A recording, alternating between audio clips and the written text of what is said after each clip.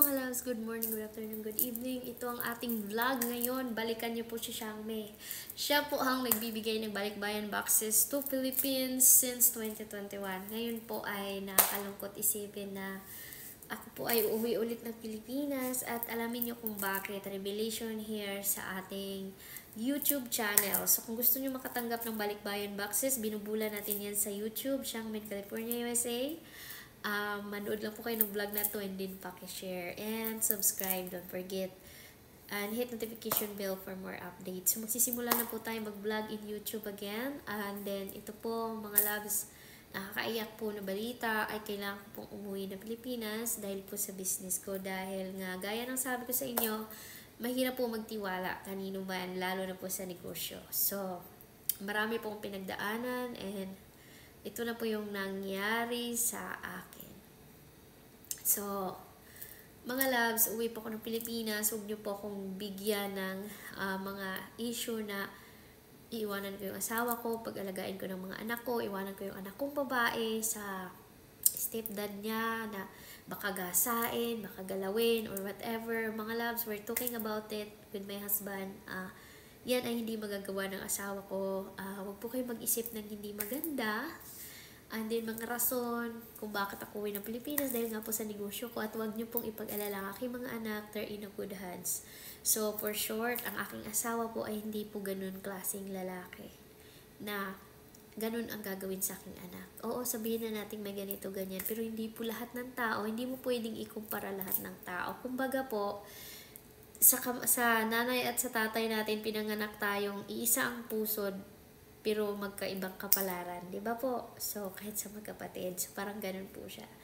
And then, hindi naman po lahat ng tao, kung hindi po kayo nagtitiwala sa asawa nyo dahil may napansin kayong hindi siya pagkakatiwalaan, din hindi po sa partner ko. Kasi I know him better than you guys. So, don't worry. Alam ko, nag-alala kayo as a mother kasi nanay din ako, nanay kayo. So, I know your opinion is, hindi talaga, yun talagang opinion nyo na yung tunay nga na ama, ganyan-ganyan, yan pa kayang stepdad lang. So, I understand your comments po. Pero wag kayong mag-alala. So, naiiyak ako sa sitwasyon ko. Iniisip ko yung mga anak ko, iwanan ko sila, and then for the business. So, I have to be stronger po para makapamigay po ako ng maraming ayuda. So, sometimes you have to sacrifice for your family para sa future nila. So, I understand to all OFW, kaya saludo ako sa inyo. Thank you sa inyong walang sawang suporta sa akin. And I know you guys, you can relate my situation also. And I can relate your situation po, mga ka-OFW. Dito po tayo mga nanay, ibibigay po natin lahat para makabuhay po tayo sa mundong to and mabigyan ng magandang buhay ang mga anak.